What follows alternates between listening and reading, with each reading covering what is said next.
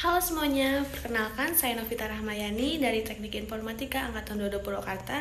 NPM saya 225520111328.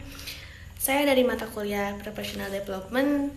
Dosen pengampu yaitu Bapak Jack Febrian Rusdi dari Universitas Teknologi Bandung. Pada video kali ini, saya akan melakukan wawancara pada narasumber profesional yang akan membahas 3 hal penting dalam dunia kerja.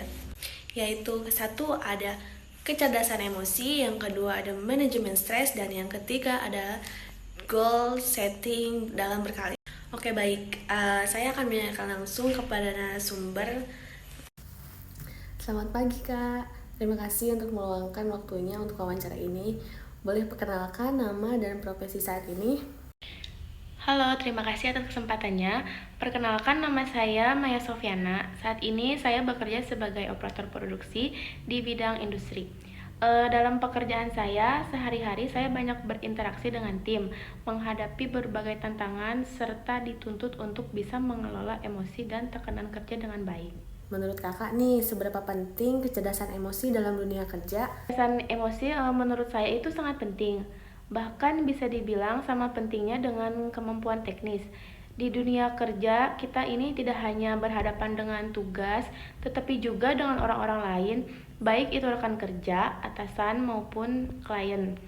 Kalau seseorang memiliki kecerdasan emosi yang baik, dia itu bisa mengontrol reaksinya, memahami perasaan orang lain, dan menjaga hubungan kerja tetap profesional.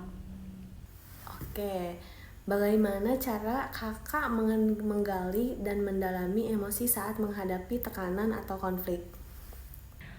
Biasanya saya mencoba untuk lebih sadar terhadap apa yang saya rasakan. Misalnya ketika mulai kesal atau stres, saya tidak langsung bereaksi. Saya biasanya itu menarik napas sejenak, mengambil waktu untuk berpikir dan mencoba melihat masalah dari sudut pandang lain. Dengan begitu, keputusan yang saya ambil tidak emosional, tapi tetap rasional. Fakta apa saja yang biasanya mempengaruhi kondisi emosional saat bekerja? Banyak faktor seperti deadline pekerjaan, beban kerja yang tinggi, komunikasi yang kurang efektif, bahkan kondisi pribadi di luar pekerjaan. Karena itu penting untuk menjaga keseimbangan antara pekerjaan dan kehidupan pribadi. Apakah kakak pernah mengalami stres dalam pekerjaan? Oh, tentu saja, hampir semua orang pasti pernah mengalami stres dan bekerja. Stres itu sebenarnya hal yang paling wajar ya, selama kita bisa mengelolanya dengan baik. Bagaimana cara menggali bahwa sedang mengalami stres?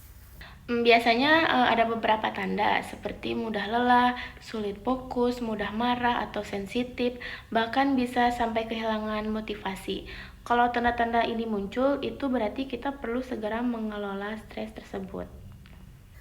Apa langkah yang biasanya dilakukan untuk mengatasi stres? Beberapa cara yang saya lakukan itu antara lain mengambil jeda atau istirahat sejenak, berolahraga ringan, mendengarkan musik atau melakukan hobi, dan berbicara dengan orang terdekat selain itu. Sepenting juga untuk mengatur prioritas pekerjaan agar tidak merasa kewalahan. Bagaimana cara kakak menetapkan tujuan dalam karir? Saya biasanya menetapkan tujuan dengan membaginya menjadi jangka pendek dan jangka panjang. Tujuan tersebut harus jelas dan realistis supaya bisa dicapai secara bertahap. Apa langkah konkret untuk mencapai tujuan tersebut? Langkah yang saya lakukan itu membuat perencanaan yang terstruktur, menjaga konsistensi, terus belajar dan mengembangkan diri.